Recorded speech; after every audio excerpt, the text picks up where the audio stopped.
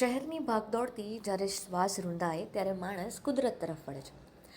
આપણે જે શહેર કે નગરમાં રહેતા હોઈએ તેની આસપાસ અનેક કુદરતી સ્થળ હોય છે, જો કે તેનાથી અજાણ હોઈએ છે. અને આવું જ એક સ્થળ એટલે સુરત જિલ્લાના માંડવીમાં આવેલો માંડવી ડેમ. આ એક એવું કુદરતી સ્થળ છે જ્યાં સુરતના નગરજનો હાલ વીકેન્ડ માણવા જઈ રહ્યા છે અને સોશિયલ મીડિયાને કારણે તેનો વ્યાપ ખૂબ જ વધી રહ્યો છે. સુરતથી 100 કિલોમીટરના અંતરે આવેલા આમલી ડેમમાં ખાસ પ્રકૃતિ પ્રેમીઓની અવરજવર ખૂબ જ વધી રહ્યું છે. આ ડેમ હાલ પ્રકૃતિ પ્રેમીઓ માટે નવું વીકેન્ડ ડેસ્ટિનેશન બની રહ્યો છે.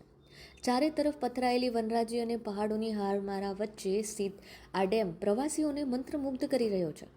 વીકેન્ડ માણવા માટે દક્ષિણ ગુજરાતના લોકો અને અન્ય હિલ સ્ટેશનને બદલે આ શાંત અને રમણીય સ્થળને વધુ પસંદ કરી રહ્યા છે. અહીંનું વાતાવરણ ખૂબ જ સારું છે. ગ્રીન ડેસ્ટિનેશન જેવું સુંદર એવું છે. અહીંયા પાણીનો સુંદર નજારો અહીં જોવા મળે છે. તેમજ અહીં નાનું ગાર્ડન છે અને ઘણા લોકો અહીં ફરવાને માટે આવે છે. मैं सूरत से आया हूँ और यहाँ आने के बाद ऐसा लगा कि हम कुदरत के साथ जुड़ सकते हैं और ऐसी जगह कम है सूरत के आसपास में खास करके। तो मैं इस चीज़ को देखा और अनुभव किया कि यहाँ आप परिवार के साथ आए और अपनी छुट्टी एंजॉय कर सकते हैं और बहुत ही अच्छी जगह ही है। આ જ સમયમાં આમલી ડેમ એટલે કે માંડવી ડેમ ખૂબ જ લોકપ્રિય બની રહ્યો છે.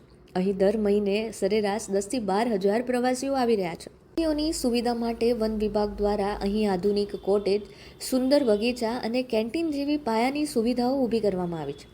સ્થાનિક ઇકો ટુરિઝમ સમિતિના સંચાલનને કારણે મુલાકાતીઓને વન્ય સંપદાની વચ્ચે પણ ઉત્તમ સગવડો મળી રહી છે. આ પર્યટન સ્થળ મનોરંજનની સાથે સ્થાનિકો માટે રોજગારીની નવી તક પણ લઈને આવ્યું છે. દૈનિક જીવનની વ્યસ્તતા, ટ્રાફિક અને સતત દોડધામ વચ્ચે શહેર જીવન ઘણીવાર થકાવી નાખે છે.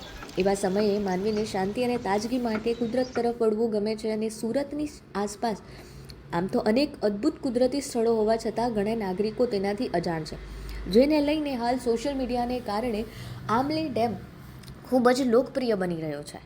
અહીં 2 પાકા કોટેજની સાથે સાથે 2 પાકા ઓટલા પણ બનાવવામાં આવ્યા છે અને પ્રકૃતિ પ્રેમી માટે ખાસ વાત એટલા માટે છે કે લોકો અહીં આ પાકા ઓટલા પર પોતાનો ટેન્ટ લાવીને રાત પણ પસાર કરે છે. તેમજ આ કેમ્પ સાઇટમાં પાકા 2 ટેન્ટ બનાવેલા છે, પાકા 2 ઓટલા બનાવેલા છે.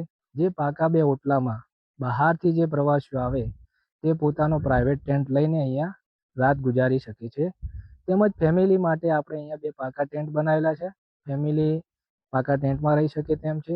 અહીંયા એક આ પરિસર બનાવવામાં આવ્યું છે. તેમાં ભાઈ એક કોટેજ છે અને નાનું ગાર્ડન છે અને ઘણી વખત જો તહેવારોમાં પુષ્કળ લોકો અહીંયા આવતા રહે છે.